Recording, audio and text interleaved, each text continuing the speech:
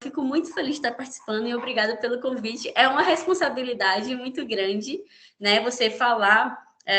Eu estava até comentando, né, com as meninas aqui, você falar de algo que é tão pessoal e ao mesmo tempo é algo que as pessoas ainda não conhecem. Então, para mim, é uma responsabilidade e uma honra poder estar compartilhando, né, falando para vocês aí do Rio de Janeiro, o quanto isso é especial. Então, a gente vai, né, falar um pouco agora sobre essa temática que é tão importante para mim. Eu sou da Bahia, eu nasci em Feira de Santana, mas a vivência foi na Chapada Diamantina, né, a região ali centro do estado da Bahia, e que é localizada no semiárido, mas por conta da geografia, do relevo, é uma região que tem características peculiares. E eu nunca me liguei, assim, nunca tive noção do que era realmente semiárido. Eu fui ter noção quando eu fui para me formei, quando eu fui trabalhar, né, em um programa lá na Secretaria de Educação do município de Mucugê, e aí eu me deparei com o programa Cisterna nas Escolas. Eu falei, gente, o que é isso, né? Cisterna nas escolas, acesso à água. E aí a gente fica aguçada. E quando eu conheci esse projeto, quando eu conheci a articulação do semiárido brasileiro, eu fiquei apaixonada, né? A gente coordenou, foram 18 escolas que receberam cisternas nas escolas e tem todo um preparo. E aí eu vim para o mestrado na Unicamp com outra temática, não era o semiárido brasileiro, era algo voltado para parques municipais, né? Unidades de conservação. E aí, quando eu cheguei para o meu orientador, o Roberto Greco, né, o professor e a professora Priscila, falou assim: eu tenho esse material. O que é que vocês acham? Eles falaram assim: quer dizer, isso aqui é uma obra de arte, você tem que começar a escrever sobre isso, né? Sobre o semiárido. Então, assim, bora mudar de projeto. Eu falei, gente, sério vocês estão falando isso? Sério, você já tem a vivência, a gente precisa contar sobre isso aqui. E aí foi quando deu essa trajetória de 2018 a 2020, que foi o tema do mestrado, né? E agora desenvolvendo como doutoranda também em outra área, mas também ligada ao semiárido. E falar de políticas públicas, né? Políticas públicas para a convivência. O que é convivência, gente? O que é semiárido brasileiro, né? Ah, semiárido brasileiro, o que é que vocês pensam na mente, né? Que vocês pensam, assim, em falar sobre isso? O que é que vocês lembram da aula de geografia, né? Que o professor lá deu? E às vezes a gente só vê aquela caricatura de uma cabeça de gado morta, né? O solo rachado, e é isso o semiárido para a gente, é todo mundo passando fome, não tem vida, não tem cultura, não tem nada. É a população mais pobre do Brasil e coitadinho deles, né? Então a gente vai romper com esse paradigma. E a gente vai entender como isso se dá com o passar dos séculos, desde a época colonial até a época de hoje. E como esse combate à seca, né? Esse combate ao que é algo natural e que o semiárido também passa, né, por modificações, por emergências climáticas, que com certeza ele vai ser afetado, né? A gente tem um bioma rico e um bioma que também precisa de cuidado. Então a gente vai ver tudo isso. Pode passar um. E essa imagem é uma imagem típica do sertão, né? Quem já foi no sertão, assim, quem está assim na zona rural, né? Ela vê muito isso, assim, esse céu estrelado, a imagem, né, da paisagem e as pessoas na porta, né? E tem uma música que é a minha música, assim, é a música que eu botei na epígrafe da minha dissertação, vou botar com certeza na minha tese, que é assim a música de Céu de Santo Amaro, né? Que Flávio Venturini canta. Ele fala assim: na noite do sertão, meu coração só quer bater por ti. Eu me coloco em tuas mãos para sentir todo o carinho que sonhei. Nós somos rainha e rei, né? E eu vejo muito o sentimento de pertencimento quando eu escuto essa música e eu lembro da minha terra, né? Hoje eu estou morando em Campinas, já tem 4 anos. E eu, ao escutar essa música, assim, na minha dissertação todinha, praticamente escutei todos os dias, né? Ainda mais no período que estava escrevendo, e ela ficou muito marcada para mim. E a gente vai entender um pouco mais, né, destrinchando o entendimento sobre essa percepção, sobre esse olhar, né, do semiárido de forma diferente. Pode passar. Né, a gente bora para a caracterização, tá? Quer dizer, você está falando de semiárido, né? O que é o semiárido? Eu sei que tem muitos municípios, é o Nordeste todo. Quais são os municípios que fazem parte? Quais são os estados, né? Então, o semiárido brasileiro, gente, ele engloba 1.262 municípios, né? Apresenta longos períodos de seca, né? Que a seca é um fenômeno natural que ocorre no semiárido brasileiro, né? E é acentuado nas áreas áridas e semiáridas. A gente tem o bioma da Caatinga, bioma exclusivo brasileiro, muito pesquisado, mas ainda pouco divulgado pela mídia, né? Então a gente acaba que são os galhos retorcidos, né? A vegetação que não tem vida. A gente acaba vivendo isso, mas na verdade não é. A gente tem uma má distribuição dos recursos hídricos, a gente vai entender o porquê dessa má distribuição, que está desde o período colonial até os dias de hoje. É uma alta vulnerabilidade social, a gente também vai entender sobre isso, né? E a gente vai ver que essa região é cheia de características, né? Físicas, socioeconômicas, culturais, singulares, como qualquer outra região do país, né? E a gente também tem a questão situada pela variabilidade climática, que é algo forte, né? Eu acho que nos demais dias vocês vão aprender mais sobre isso com as outras palestras, e a gente vai ver como isso ocorre mesmo na nossa região. Só pode passar. E aqui a gente tem a delimitação, né, do semiárido brasileiro, que acaba englobando, né, os estados do Nordeste e norte de Minas Gerais. Então, a CVL Maranhão acaba sendo o estado com maior porcentagem da delimitação do semiárido brasileiro. Bahia, né, por ser um dos maiores estados do Brasil, também do Nordeste, acaba que tem uma maior delimitação. E a gente vai entender um pouco sobre essa dinâmica. Esse mapa eu usei também na minha dissertação, né, de mestrado, foi elaboração com minha e de um amigo meu, e assim ele é muito especial para mim, porque ele foi o início, né, da escrita da dissertação. Pode passar.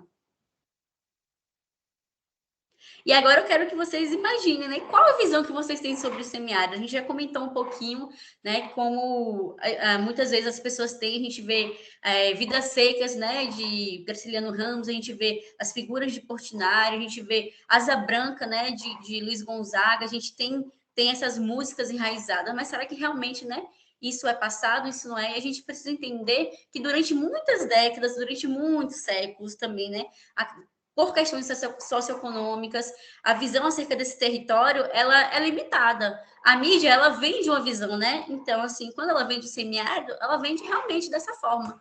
Um lugar sem vida, um lugar pobre. E a gente vai entender o porquê dessa pobreza, como eu já disse, né? Então, a gente percebe, nossa, aqui, quando eu comento com alguns amigos, falam assim, o semiárido, mas por que você veio pesquisar aqui, né? Por que você não ficou lá?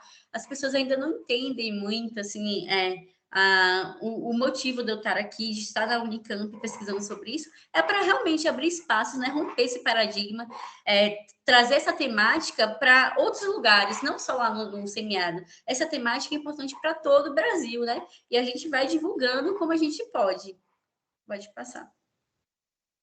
E aqui a gente vê, né, uma imagem típica que a gente tem na nossa mente, que é o sertanejo, buscando a água, né, o senhorzinho com a terra rachada na mão, que a gente vê nos livros didáticos, e o burrinho, né, levando a água. Isso acontece? Quer dizer, acontece. Eu não posso dizer que isso não acontece, mas a gente vai entender o porquê isso ainda acontece, né?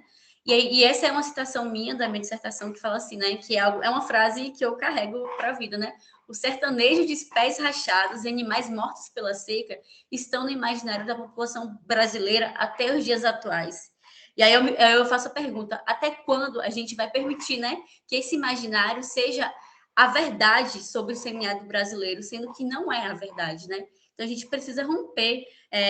Cada vez que eu escrevo, cada vez que a gente compartilha a informação que a gente está aqui discutindo, vocês também serão novas pessoas com um novo olhar, né, de percepção sobre o semiárido.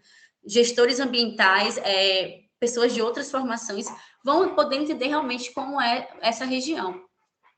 Pode passar. E aí a gente vê o quê? O fenômeno da seca. Tá, quer dizer, você fala muito semiárido, você fala da seca, e realmente a gente só vê seca, né? É o que é noticiado pela mídia. Mas a gente tem que entender o que é seca, né, gente? A seca é um fenômeno natural, ela sempre vai ocorrer. Então, nas regiões áridas e semiáridas, ela é mais acentuada, sim. E o que é a seca, né? A seca, ela vem de escassez da água no ambiente, ou seja, a partir do momento em que os índices de evaporação e evapotranspiração são maiores que o volume de precipitação. Então, a gente precisa que tenha um volume de chuva, né? Para que o solo seja irrigado, para que as plantas sobrevivam, para que haja o alimento do lençol freático também. Só que, na verdade, quando acontece a seca, esse equilíbrio ele não acontece. Então, há mais evapotranspiração e evaporação do que água presente no solo e no próprio ambiente. E aí você vai ocorrendo as secas, né? E a seca, ela não acontece só no semiárido, viu, gente? Ela acontece no Brasil todo, no mundo todo. Mas a gente precisa entender quais são as consequências dessa seca, né? E é essa palestra que a gente vai tentar um pouquinho, né? Acho que na quinta-feira o professor Rafael ele vai falar um pouco sobre o fenômeno da seca, né? Nas questões mais técnicas mesmo, sobre meteorológicas, sobre a seca. Mas a gente agora vai falar sobre uma questão mais socioeconômica, uma questão de olhar de políticas públicas, né? Quem se alimentou, né? Quem se alimenta dessa seca? Quem se alimenta dessa divulgação? E a gente vai passar a falar sobre isso. Pode passar. E aqui a gente vê uma imagem, né? Se eu fosse, tipo, tampar aqui, né, a imagem do lado, meu lado direito, na verdade, né, a imagem verdinha, e eu falasse assim, qual imagem representa o semiárido, né? Se eu tivesse posto a legenda. Provavelmente vocês falariam da esquerda, né? Que tá com tudo seco. Mas aqui é só para você entender que o bioma da Caatinga, gente, ele é adaptado. Ele tem, assim, para falar a verdade, o bioma da Caatinga, na última glaciação, né, ele foi uma floresta, semelhante à floresta amazônica, e aí teve o período da glaciação, teve o período, né, de intervalo, que teve uma questão de escassez mais hídrica, e ela se adaptou. Então, a gente tem um bioma que é adaptado. O bioma ele é adaptado para perder as folhas, sim. Ele é adaptado, as raízes são esparsas para não competir com o mesmo nicho de água. Os frutos também são adaptados. Tudo é adaptado no bioma da Caatinga. Só que a gente vende essa imagem, né? Que é um bioma morto. Só que a gente precisa entender, na verdade, como é esse bioma e o que tem de potencial, né? Porque a gente não vê falando muito de potencial, a gente vê falando do potencial da Amazônia, Mata Atlântica, que está muito desmatada, mas tem um grande potencial, Cerrado, que está sendo engolido pela soja também, né? O desmatamento. Mas a gente precisa entender sobre esse bioma, que é nosso, só tem no Brasil, entendeu? É exclusivo e tem espécies endêmicas de tudo que você possa imaginar. Pode passar. E aqui, né, só um minuto aqui, deixa eu beber um pouquinho d'água. E a região, né, do sábio, do semiárido brasileiro, diferente do que é imaginado e divulgado, não é um território homogêneo. Pelo contrário, há uma heterogeneidade ambiental e cultural. Há vários semiáridos dentro do semiárido, né, cada um com sua peculiaridade. E a gente vai falar um pouco sobre isso também. E sobre o bioma da Caatinga, né? Um bioma que eu sou apaixonada, assim, há muito tempo, né? Eu tenho amigos que brincam comigo e falam assim, nossa, ai, minha Caatinga, porque eu falava assim, ai, bioma da Caatinga, né? De algo de muito pertencimento, né? E a gente tem uma heterogeneidade paisagística muito clara, a gente tem uma grande presença de diversidade florística, faunística, né? Com muitas espécies endêmicas. Só para vocês terem ideia, foram catalogadas mais de 930 espécies de vegetais no semiárido, mais de 591 aves, mais de 178 mamíferos. Com certeza esse número já cresceu, né? Isso só de animais. Imagine animais, espécies vegetais, né? Imagine o que ainda tem de rico, né? O que pode ser descoberto. Então, pode passar. E a gente tem aqui, né, um bioma que ocupa essa ararinha azul, né, de Lear, gente, ela é endêmica da região semiárida, tá? Ali no Raso da Catarina, perto de Canudos, né, naquela região ali da Bahia, tem muito dessa avezinha, estava em risco de extinção, está sendo recuperada, né, na verdade, tendo uma grande preservação por conta das pesquisas referentes ao Raso da Catarina, né? A gente tem um bioma que ocupa mais de 800 mil, né, quilômetros quadrados, a gente grande parte do Nordeste, Norte de Minas Gerais. Só que a gente tem que atender, né? Atentar, na verdade. Desde o período colonial, sua área de abrangência é historicamente, né, marcada pela grande concentração de terras para agricultura, pecuária, né, atividades quase sempre responsáveis pela degradação ambiental. E é nisso que a gente vai se atentar. A gente vai entender como a indústria da seca se alimenta disso, né? E a gente tem aqui, né, desde da história, né, do Brasil, que ele foi descoberto, a gente tem a questão das capitanias hereditárias grandes, né, os lotes de terra. Isso é muito grande no Nordeste. A gente fala assim, né, no Nordeste, os donos da terra, né, os coronéis. E, na verdade, houve muitos coronéis mesmo. Houve pessoas que foram assim, essa terra é minha, ninguém toma, ninguém passa, né? E a gente vê uma vulnerabilidade social desde esse período. Então, é isso que a gente precisa entender. Porque a gente vai conseguir entender a alta vulnerabilidade no Nordeste a partir do olhar que a gente tem para a história, para o período colonial. Pode passar.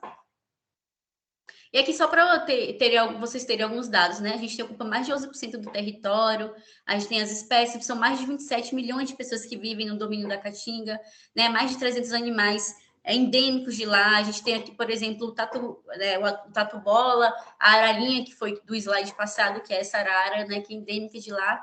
E foi algo que a gente já tá se falando. O clima é o clima semiárido, né? Estações, períodos mais secos e pouca chuva, altas temperaturas também, né? A gente vai sendo caracterizada. Pode passar. Só que aí eu quero trazer algo que, assim, eu sempre levo essa informação, né? Porque na Bahia a gente tem muito umbu. E eu nunca imaginei que essa espécie era endêmica, né? Até começar a trabalhar com a dissertação no mestrado e saber que é uma árvore sagrada do sertão. Eu sempre fui comendo umbu, mas nunca me liguei do que era. E, na verdade, para vocês terem ideia, né? O umbuzeiro, ele é uma planta sagrada porque realmente ele é adaptado. Ele tem batatas, né, nas suas raízes para captar a água no período da chuva.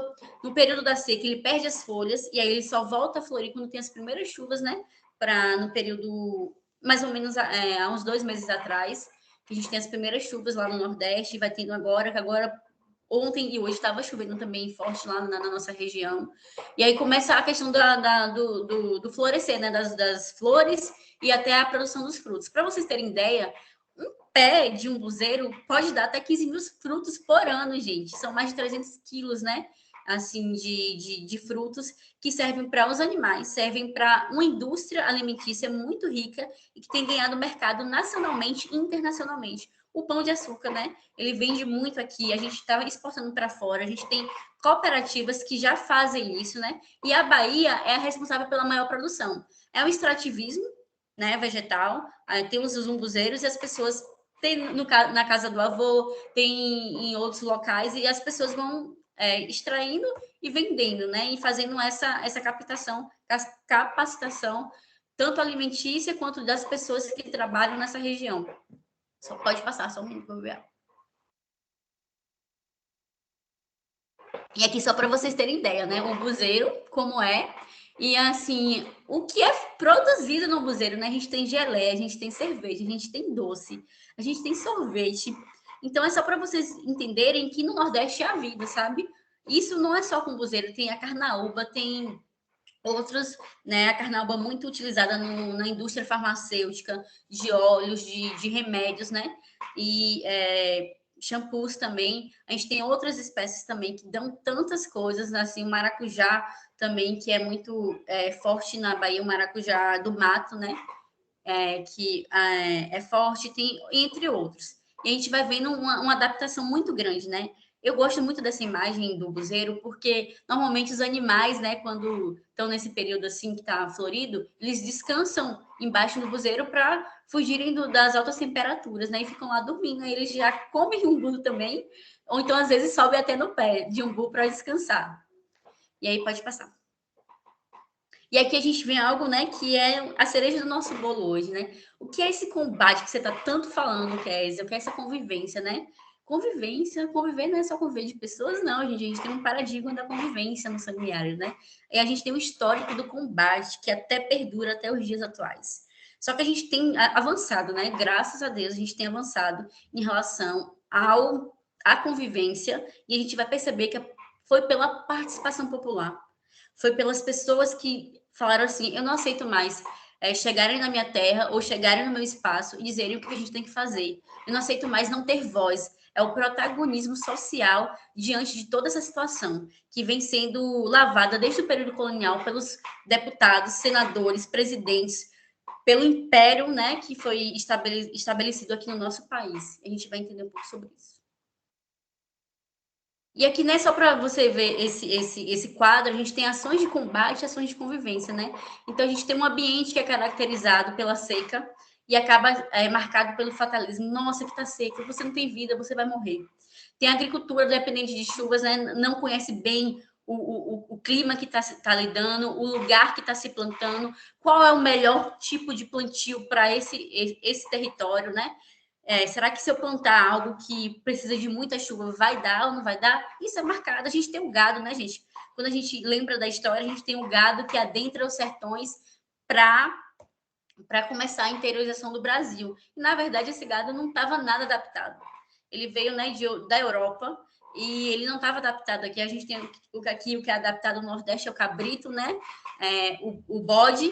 E aí que o gado começava a andar há muito tempo e acaba que a carne ficava dura.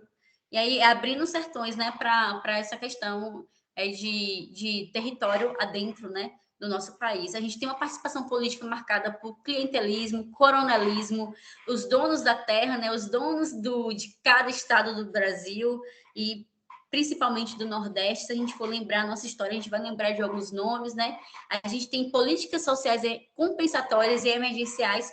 Nossa, tá faltando água. Vou levar um caminhão-pipa para você, porque você vai votar em mim na próxima eleição. A gente tem políticas burocráticas, né, de medidas técnicas. Você vai com o corpo técnico. Então, é aí para vocês que estão, né, no curso de gestão ambiental, o olhar sobre o lugar, né?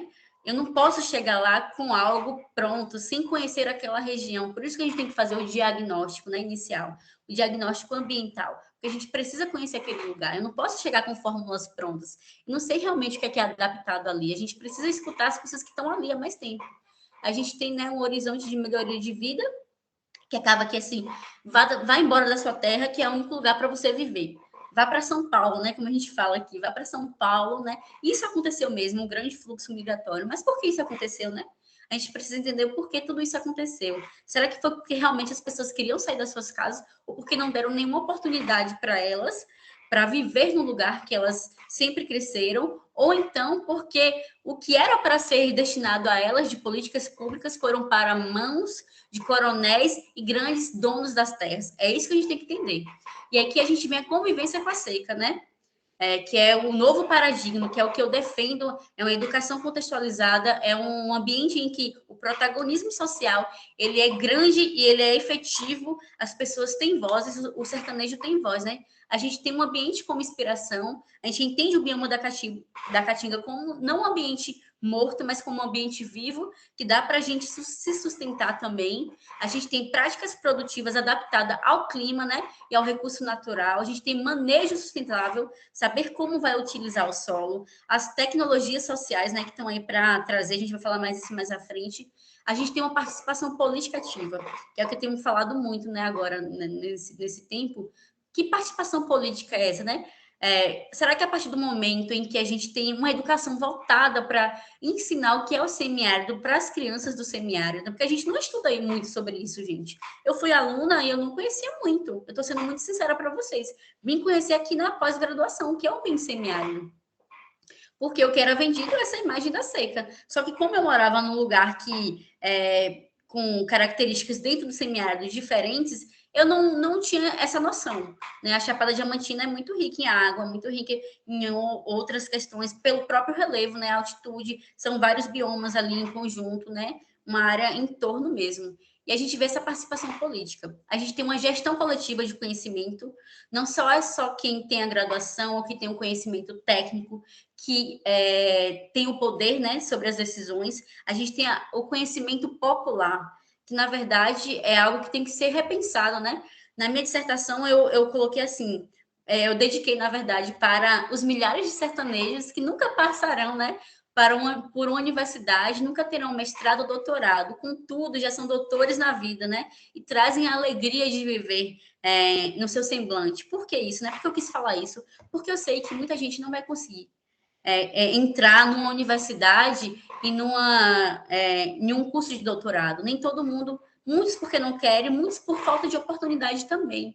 Mas a gente nunca pode esquecer que essas pessoas elas têm vivência, né? E a vivência dela é tão importante quanto um diploma acadêmico. Então a gente precisa entender isso. E a gente tem um horizonte de permanência, né? Que eu quero ficar na minha terra. Eu tenho amigos que formaram aqui em São Paulo em agronomia e foram para o semiárido novamente, voltaram para a terra, nossa terra lá na Bahia, e estão contando e falam assim, Kézia, eu não quero sair daqui. Eu estou conseguindo trazer adaptação, eu estou conseguindo ficar aqui, eu quero permanecer onde eu fui criado. E hoje tem café premiado, tudo que planta dá, né? Porque conhece a gestão, conhece o quê? As práticas produtivas ideais. E é isso que a gente tem que passar. Pode passar.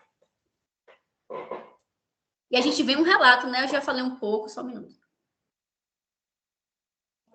Sobre o relato, né, de combate à seca, e a gente vê um histórico, né, quem é historiador aqui, assim, acho que fica se remoendo na cadeira, porque a gente tem, né, os primeiros registros de seca. Então, por exemplo, em 1777, a gente já tinha os primeiros registros de seca. Só que o que aconteceu? A gente precisa entender isso. Foi a seca dos 3/7, né, que dizimou mais de 7/8 do rebanho do Ceará, e não houve interesse pela coroa portuguesa, porque achava que era uma região que não tinha habitantes, então, para que eu vou mandar recurso? Para que eu vou mandar dinheiro? Não vou mandar. Aí, quando a situação se agrava, né, e já tem o Império Brasileiro, e aí em 1877, 1879, a gente passa por outro momento de seca, né, outro período grande de seca a ser combatido. E a gente tem o quê? As primeiras ações do Império, a criação de comissões para combate à seca, né? E o que essa comissão, na verdade, foram as obras de inspetoria contra a seca, a gente vem com órgãos, né, públicos para o combate à seca. Só que, gente, como a gente vai combater algo que é natural? Não dá para se combater. E para onde foram esses recursos, né? Quando a gente percebe isso na história, a gente vê que a criação de estradas de ferro, a construção de canais ligados ao Rio São Francisco, né, e ao Jaguaribe, a construção de açudes, né? Para quem eram esses açudes? Para quem era isso? Gente, isso era para os donos de terra. Isso não era para o sertanejo que estava precisando de água.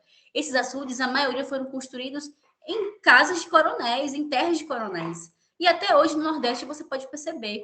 E aí, por isso que a gente vem da ação, né, do coronelismo, que é tão forte no Nordeste ainda, né? O voto cabresto, né? Que é tipo assim, eu vou dar água para você, que eu vou tirar do meu açude, que era para ser para você, mas aí você vai votar em mim, ou então vai votar em quem eu apoiar. A gente está vendo muito isso né, quem assiste novela no Império, na novela das 6, se eu não me engano, que fala um pouco, né, sobre a questão do Império, Dom Pedro II agora, a gente vê isso em livros, a gente vê isso na história.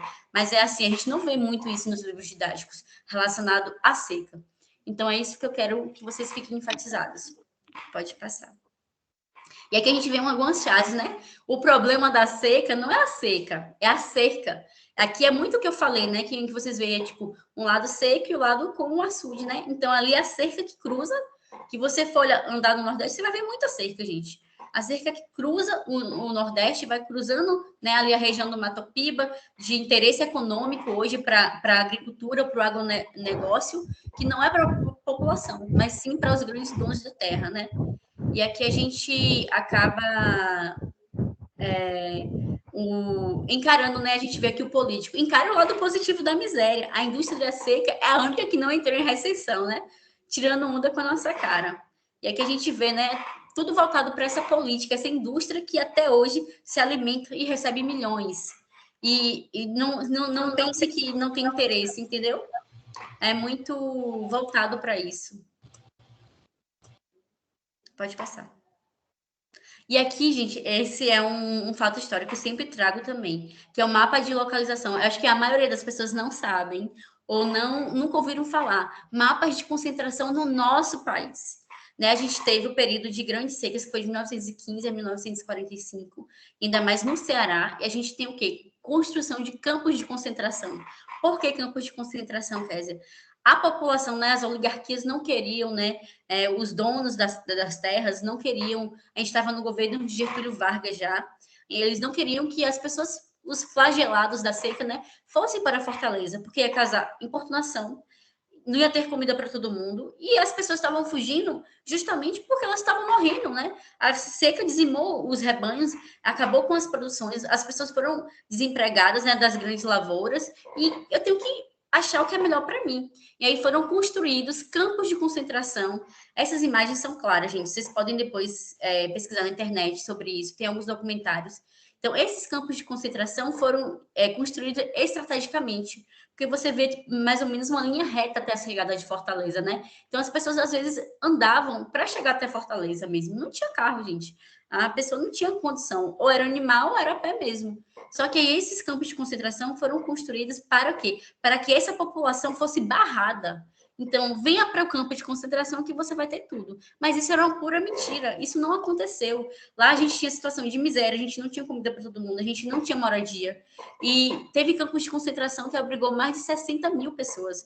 Então, assim, 15 mil pessoas. Imagine no campo de concentração, né? Em um espaço, né? Ali que o Ceará construiu junto com o governo brasileiro para que isso acontecesse. Então, muita gente morreu, muita gente, é o Auschwitz brasileiro, né? E a gente não vê isso nos livros de história, nem nos livros de geografia. E por isso que a gente precisa entender o combate à seca, porque isso vem se perpetuando no Nordeste até hoje. Então, será que realmente é a falta de água no Nordeste? É a falta de um clima mais chuvoso? Ou será que é uma alimentação voltada para a questão econômica e a questão de poder sobre esse povo, né? Sobre o meu povo, sobre o povo que eu faço parte, né?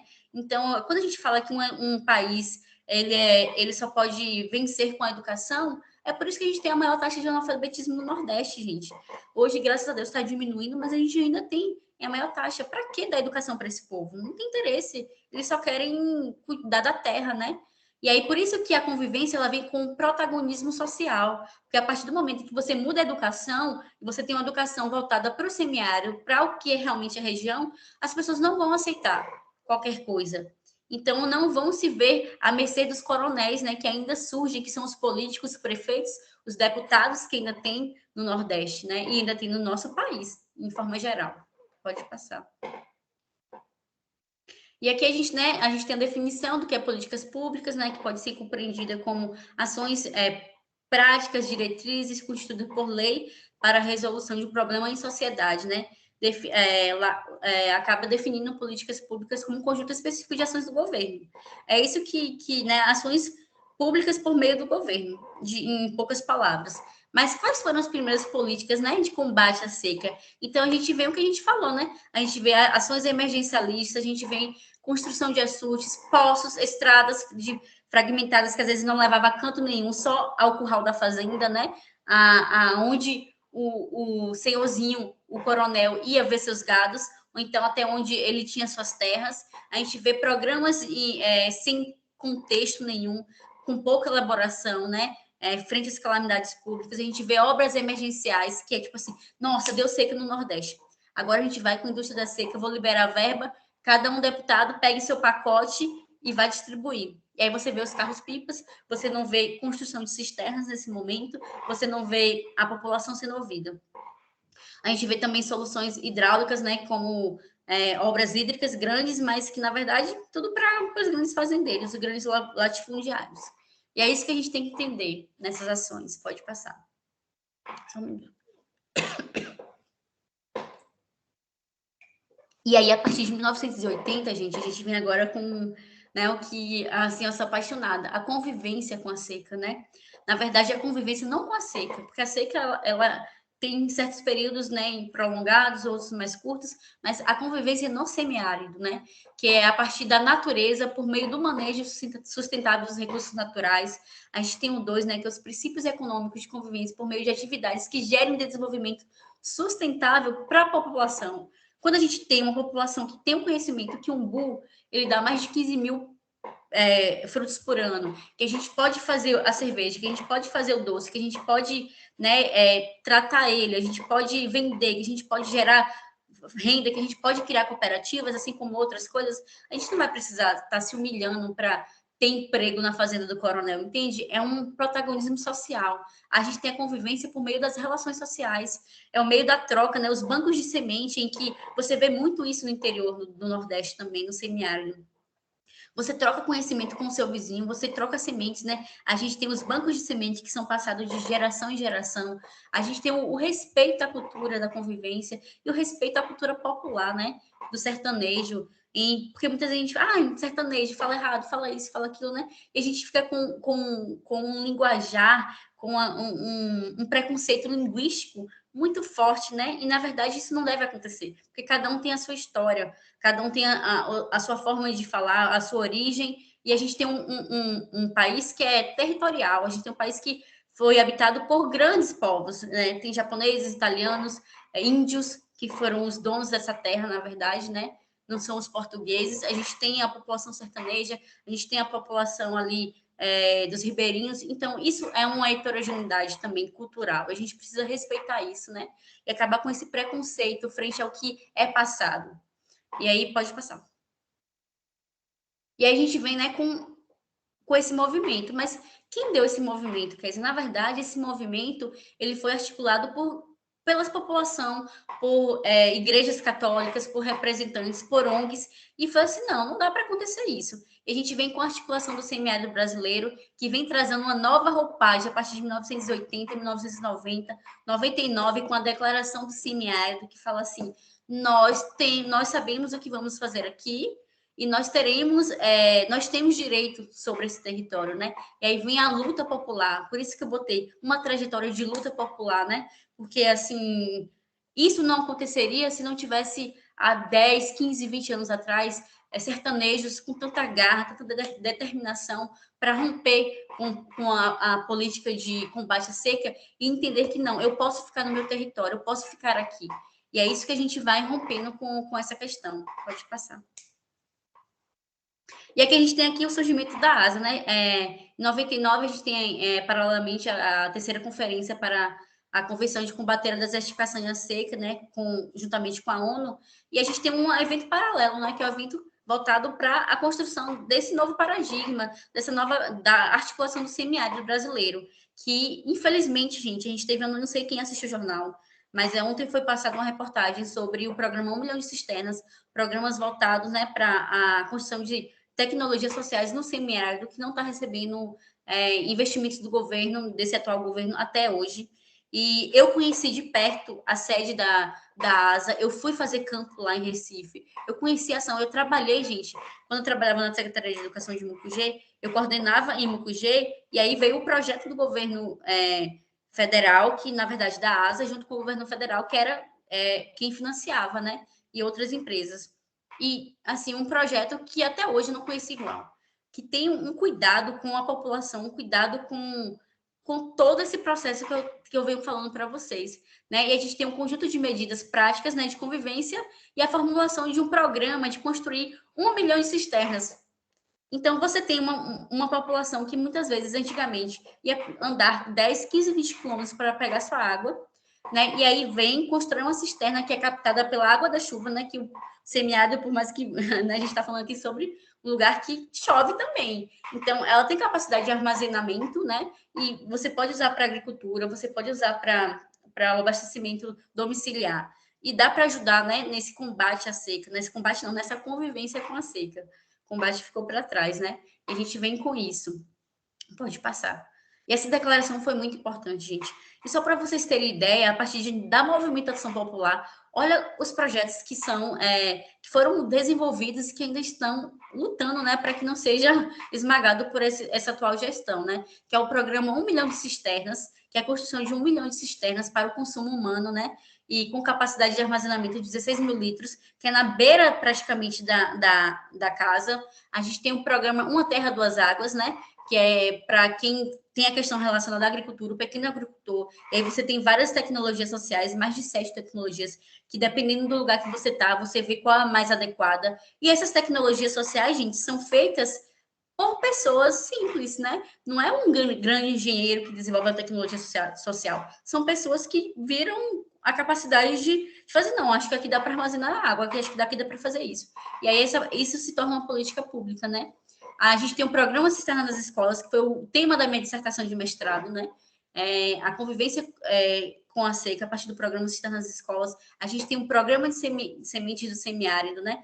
Que é o programa de reforço da cultura de estoque de sementes crioulas, que é a semente em que você não tem modificação genética, né? A gente tem a Bayer, a Monsanto hoje, né? São grandes duas que se uniram e vendem sementes, né, que você pega ali, não adaptada ao solo do semiárido, mas você vai vender. Aí você faz com que o pequeno agricultor compre essa semente, ou então que o governo, não, eu vou dar semente, eu vou dar o melhor milho, né? Mas que milho é esse? É o milho da Monsanto, da Bayer, né?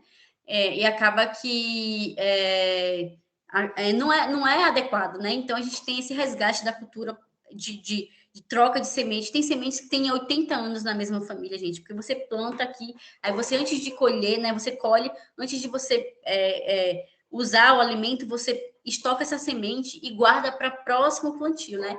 Então, a gente vê em tudo isso. São mais de 800 bancos de semente construídos no semiárido. E a gente vai mostrar um pouquinho dessas fotos. Pode passar. Né? E, antes de tudo, a gente tem o quê? O que eu acho mais interessante na ASA, a gente tem a seleção das famílias e cadastramento, a gente tem capacitação, né, com as equipes municipais. Eu participei dessas capacitações quando foi implantado no meu município. A gente tem reuniões com a comunidade. Gente, eu fui para as 18 reuniões, foram 18 cisternas construídas nas escolas de Mucugê, né, o município que eu era coordenadora. Fui para as 18 reuniões com todos que quisessem participar. A gente falou, vocês querem o projeto, vocês querem ajudar de alguma forma, vocês querem isso para a escola de vocês? Queremos. A gente tem a capacitação de pedreiros, que a gente já gera fonte de renda. A gente tem a capacitações com os atores sociais, né?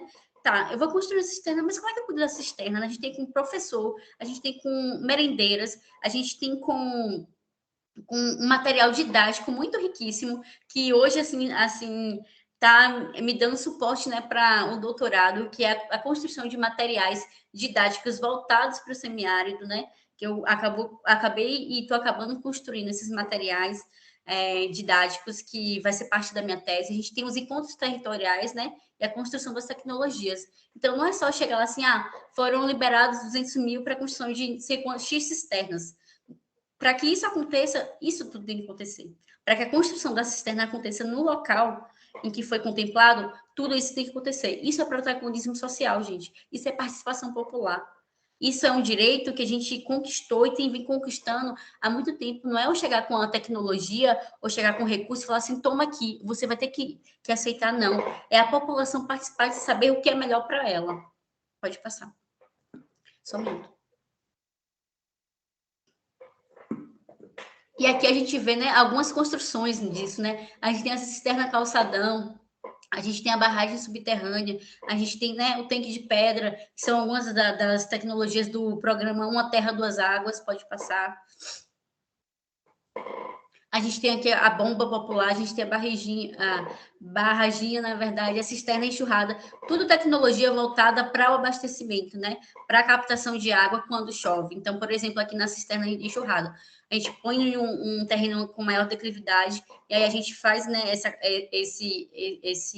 essa construção, e aí essa água é voltada para a alimentação dos animais e para a própria irrigação, né? Então, a gente tem um armazenamento de 52 mil litros, né? Isso aí, em média, 2, 3, 4 meses para um pequeno agricultor, dependendo do seu local, né? Ou então para os animais até 8 meses, assim como a cisterna nas escolas, 52 mil litros. Se for para o abastecimento relacionado à merenda na escolar, a outras coisas, e o tratamento da água também, né? Que a gente põe o hipocloreto, a gente consegue cuidar dessa água e tratar. Pode passar.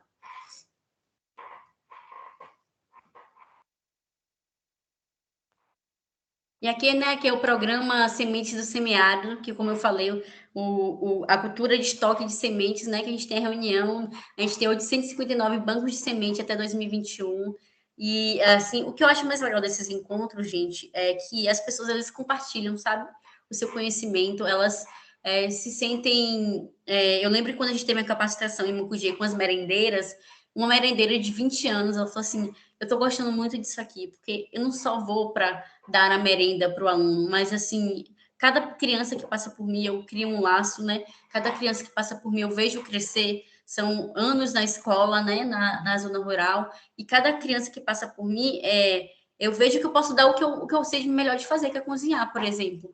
Ou então, nesse momento, eu posso ser ouvida e eu posso ver, ter a minha visão, né, expandida para as outras participantes. Então, isso foi muito emocionante para mim, né? Pode passar. E aqui a gente tem o programa Cisternas, que eu vou falar rapidamente também, né? Que é uma das ações das políticas públicas voltadas para o semiárido. Gente, não é só a ASA que faz políticas públicas para o semiárido, a gente tem outras entidades, né? Que fazem, ou até investimento estrangeiro. A Holanda é um país que investe muito no semiárido brasileiro, muito. Assim, tem projetos que são financiados até dentro da própria ASA pela Holanda, né? E o projeto Sementes é um desses que é financiado por programas holandeses. A gente teve, né, desde de 2015 até 2020, 2017, praticamente, mais de 571 municípios que foram beneficiados, né, com a inserção de escolas, né, na verdade, cisterna nas escolas. A gente tem mais de 70 mil escolas que não tinham acesso, gente, à água potável em rede pública. Como é que o aluno vai para a sala de aula e não tem acesso ao mínimo, sabe, ao básico? A água é um direito de todos. Isso influencia em toda a sua educação, em todo o seu território de identidade e construção, né, pedagógica também. A gente tem a Bahia, que foi o maior estado com o número de municípios contemplado pelo programa. Eu vou passar alguns dados para vocês, pode passar. Esse mapa também é fruto da minha dissertação, gente. E ele fala aqui, né? Ele demonstra os municípios do semiárido que foram contemplados por esse programa Cisterna nas Escolas, né? Especificamente. Então, a gente vê aqui a Bahia com mais de 110, né? Municípios que foram contemplados. A gente vê mais de 500 municípios, na verdade, né? Que foram contemplados, assim, até 2000. Esses dados são de 2017. 2017 e 2020. Então, até lá, construiu mais, né? Cisternas, que foi para minha graduação, para minha dissertação. Então, a gente fez esse mapeamento, a gente viu a quantidade de cisterna, por exemplo, o município de Mucugê, que está mais ou menos aqui, deixa eu ver se eu acho, não consigo ver, mas está mais ou menos aqui no meio da Bahia, foram 18 escolas. Teve municípios que receberam 95 cisternas, né? Cada escola recebe uma cisterna. Então, cada cisterna também, cada cisterna recebida, você tem a capacitação de pedreiros, você tem a capacitação de professores, que foram 3 encontros com professores de 2, 3 dias. A gente tem capacitação das merendeiras, a gente tem material didático distribuído específico para o semiárido. Então, não é só uma cisterna, sabe, gente? É algo muito maior. Então, é uma implantação de uma educação que realmente é voltada para o semiárido. Pode passar.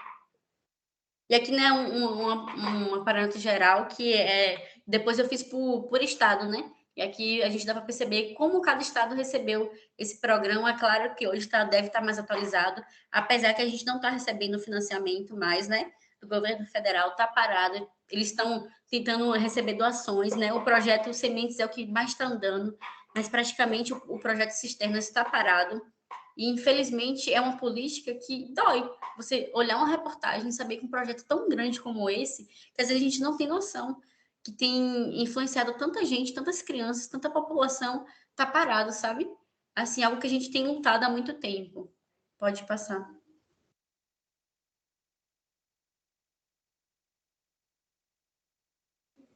E aqui a gente percebe, né, outro mapa que foi meu sobre o programa Cisterna, que foi a quantidade de cisternas, né? Então a gente tem assim, por exemplo, em bege escuro, né, que é aqui mais ou menos, foram de 9 a 19 escolas contempladas por município. A gente tem de 38 a 95, né, cisternas em outros municípios. A gente vê que é um grande número. Então, a gente precisa entender a importância desses projetos, dessas políticas para o semiárido. Então, quando a gente fala de emergência climática, a gente não pode negar que, com certeza, o semiárido ele vai sofrer, né? Com as emergências climáticas, com essas mudanças do clima, do tempo, né? E é algo natural, vai acontecer e vai ser mais acentuado. Mas, assim, por que será que vai ser mais acentuado? Será que não é porque a gente tem uma degradação ambiental muito maior do que o próprio bioma suporta, né? A gente não tem técnicas de agricultura que não tem nada a ver com o bioma da Caatinga, que só degradam o solo, a água, polui os rios que temos, né? Então, a gente tem que pensar sobre isso. Pode passar. E aqui, por exemplo, são algumas fotos, né? Essa aqui foi lá em Mucugê, gente, lá no meu município. E aqui é a demarcação, né, das cisternas, o escavamento do buraco, os pedreiros, depois a gente entrega esse material, né? Que é um dos trabalhos da ASA, depois de todas as capacitações que eu falei. E pode passar. E é isso, gente. A gente precisa de um semiárido vivo. Eu queria agradecer a todos por esse tempo, né? É muito importante para mim falar. Assim, o tema semiárido é algo muito complexo. Assim, não dá para falar em uma palestra só, teria que ser um workshop, a gente ainda não conseguiria falar tudo. Né? Cada pesquisador que vai entrando na sua linha de pesquisa, que vai delimitando a sua área, tem ações voltadas para isso. Então, a gente precisa realmente entender e ficar, né, atento a tudo isso e perceber, né, que a partir de hoje vocês podem ter um novo olhar sobre o que é o semiárido e passar adiante, né? E aqui a gente ficar lutando sobre isso. Eu falo isso com muito sentimento de pertencimento, sabe? Com a fala muito perto do local, porque eu conheço esse local, eu vivo nesse local também, e eu sou desse local, com muito orgulho, eu sou nordestina com muito orgulho. Não tenho vergonha de falar, sou baiana mesmo. Tenho um sotaquezinho puxado, né? Como muitos percebem. E tenho orgulho de falar que estou abrindo caminho aqui sim na Unicamp, no Sudeste, para que sejam discutidas, né, políticas públicas para o Nordeste aqui do Sudeste, para que a gente leve retorno para lá, para que a gente divulgue o máximo que a gente puder. O que a gente puder fazer, né, para que isso ocorra e para que a gente tenha noção, né, os profissionais que nós nos tornaremos, né? De hoje eu já sou formada, estou no doutorado, daqui a pouco futura doutora, né?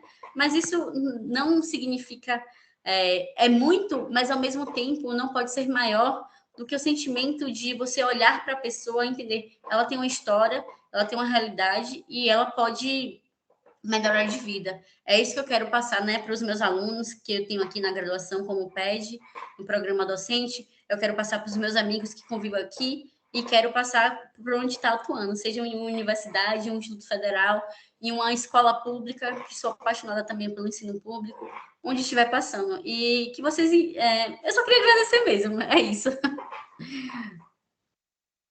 Muito obrigada. Kézia, maravilhosa palestra, né?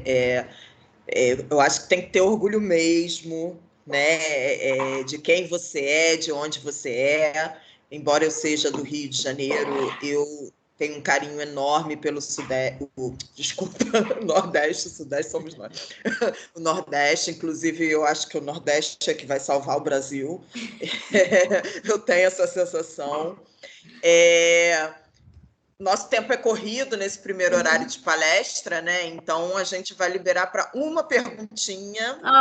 E se for rapidinho, talvez duas. O professor Bruno já está na outra sala nos aguardando, mas ele estava aqui assistindo, então grande responsabilidade, ele falou que Bruno, não tem problema, né? Atrasar um pouquinho, mas a gente também não pode abusar, né? Então, alguém gostaria de fazer algum comentário, alguma pergunta? Aquele nosso sisteminha, levantar a mãozinha para poder liberar. Bom, Kézia, não sei se você está vendo o chat, mas aqui são vários elogios à palestra, vários elogios ao Nordeste, né? Eu achei particularmente a palestra muito tocante, muito bonita, né? As imagens, a sua fala, eu acho que representa a força que o Nordeste realmente tem, a força que o povo brasileiro tem, né? Porque, na verdade, o nosso povo, né? Ele é um povo que sofre, mas que luta, né? E acho que o Nordeste representa muito isso, aquela região do semiárido, especialmente, né? Não tem tanta propriedade quanto você para falar, só posso falar do que eu sei superficialmente, mas eu estou realmente encantada com a sua fala e parabéns de verdade pelo seu trabalho, porque seu trabalho é lindo. Eu só queria divulgar, na verdade, né, alguns livros que eu usei na minha dissertação e no doutorado, que é de Caio Maciel e Emílio Tarles, né, Pontes, que é Seca e Convivência com o Semiárido, é uma adaptação ao meio para patrimonialização da caatinga no Nordeste brasileiro. É um livro muito bom, né, para vocês, gestores, futuros gestores ambientais também, né, Porto Gonçalves, né, tem que estar na cabeceira da cama, você lê Porto Gonçalves também, desafio ambiental. E aqui é a estratégia de convivência, né, com o semiárido brasileiro, que tem uma coletânea muito boa também. E, assim, vale a pena adquirir, vale a pena ter e se debruçar sobre isso. Se você quiser, Luana, depois você me manda no WhatsApp que eu compartilho. Pode falar, Raquel, desculpa. Félix estava com a mão levantadinha. Félix, você quer ser o Felizardo da pergunta de hoje? Oi, boa noite, professoras. Kézia, parabéns. Palestra muito boa, muito boa. Meu comentário rapidinho, que eu sei que o tempo está apertado.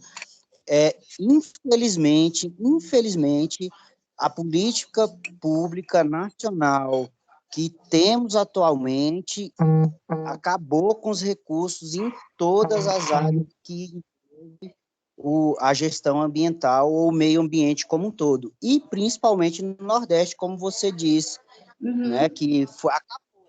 Infelizmente, está precário para todas as áreas que vocês estavam trabalhando e necessitava dessas políticas públicas para que chegasse o recurso e tivesse que os projetos viessem a ter uma extensão maior, Sim, que realmente, né?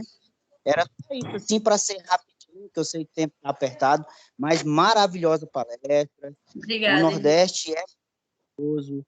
Eu nasci no estado do Pará, o Oscar ainda não sabe, mas daqui a pouco ele vai ser ouriçado, mas não convivi no estado do Pará, mas vivi em outras demandas, mas maravilhosa, viu, Kézia? Maravilhosa Obrigada. mesmo, palestra brilhante. E, assim, infelizmente, a política pública, ela sanou em todas as áreas aquilo que vocês vinham lutando e que a gente vai lutar Sim, mais à frente.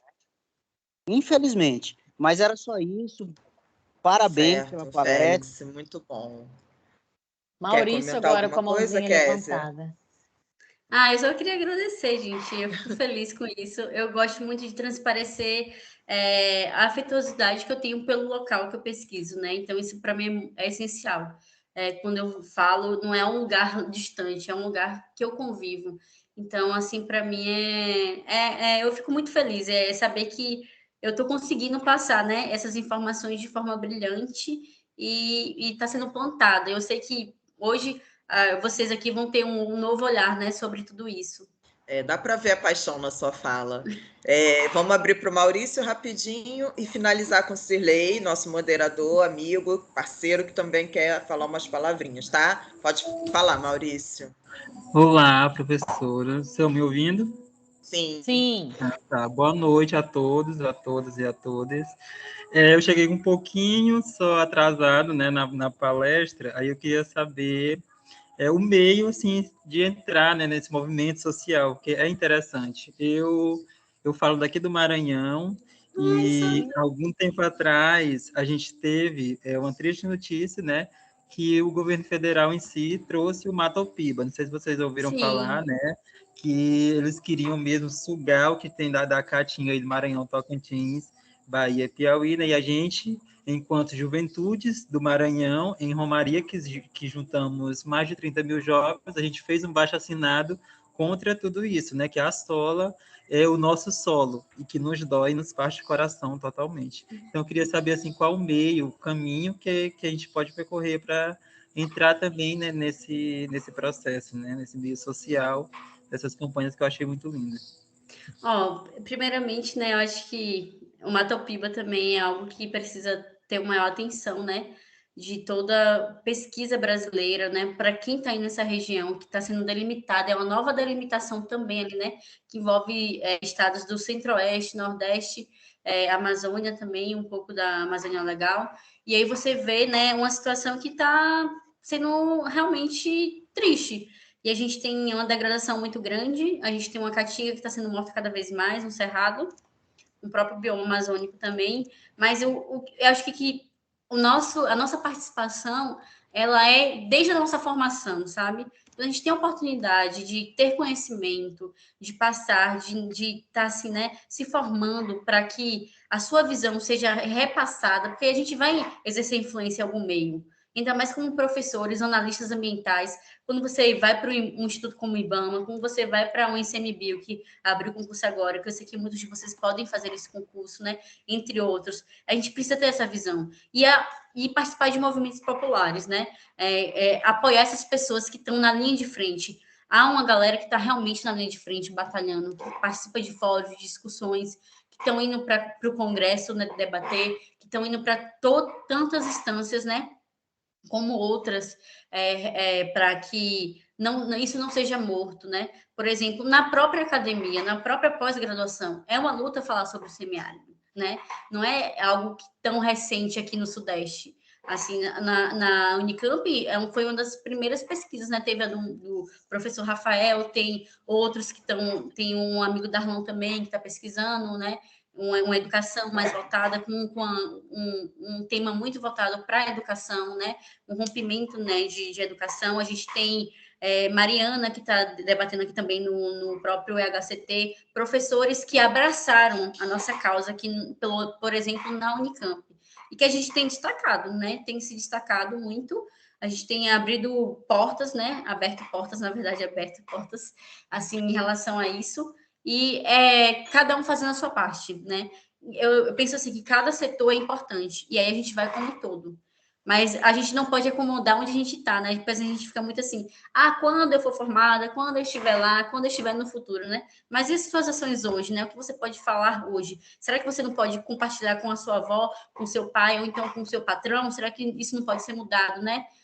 Com um pouquinho em pouquinho para que a gente vá para o grande? Porque as lutas populares foram começadas assim, gente. Então a gente precisa disso. Excelente, Dá Kézia. visibilidade em rede social, como o Wagner falou, né? A rede social está aí. A gente tem uma ferramenta muito importante, né? O Instagram não é só para visualizar stories ou ver a vida dos outros, mas é para divulgar esses trabalhos, né? Parar isso. Sabendo tem usar, voz. né? Então, eu vou pedir o Sirlei para dar as palavras dele, para a gente poder encerrar. O professor Bruno já está lá na outra sala nos esperando. Coloquei o link da próxima palestra, tá? Para quem quiser migrar direto para outra sala. O Sirlei compartilhou aí a lista de presença algumas vezes, tá? Então, vou esperar um pouquinho, logo que a gente terminar, se alguém ainda não pegou, para a gente compartilhar novamente. Sirlei, a fala é sua agora. Raquel, quer falar alguma coisa? Desculpa.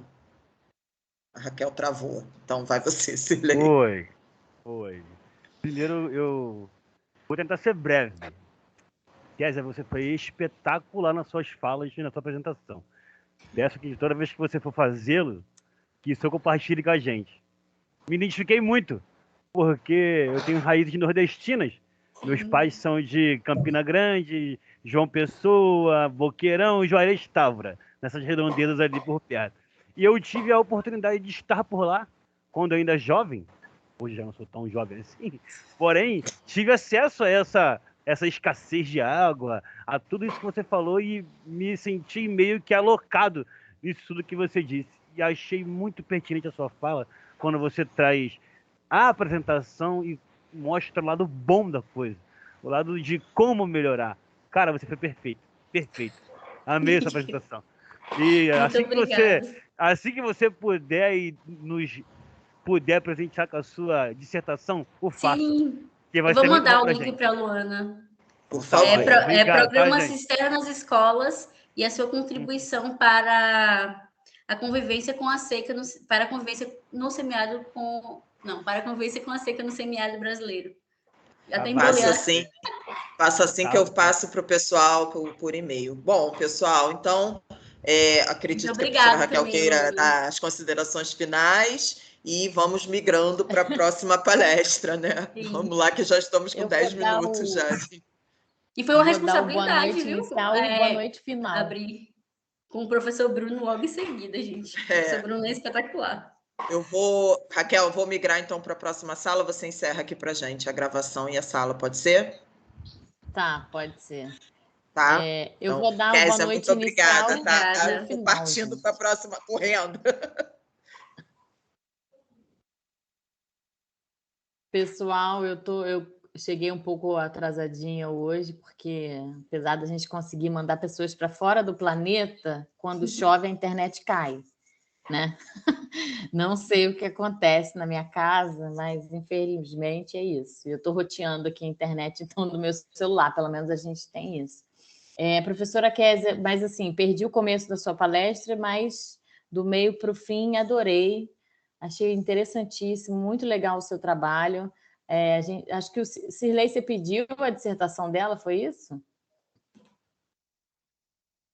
Foi, acho que alguém pediu, sim. Eu também vou querer. Sim. Deixa eu ver aqui logo o link, se eu não me engano. Não sei se eu vou querer também. Então, gente, boa noite a todos. A gente se vê na próxima palestra. Gente, muito obrigada. Muito obrigada, Kézia, Obrigada a vocês pelo convite, foi uma honra. Então, a gente vai continuar convidando. Pode chamar que eu vou. Tudo bem, pessoal? Podemos ir? Sim. Vamos. Então, boa noite. Até a próxima. Boa noite.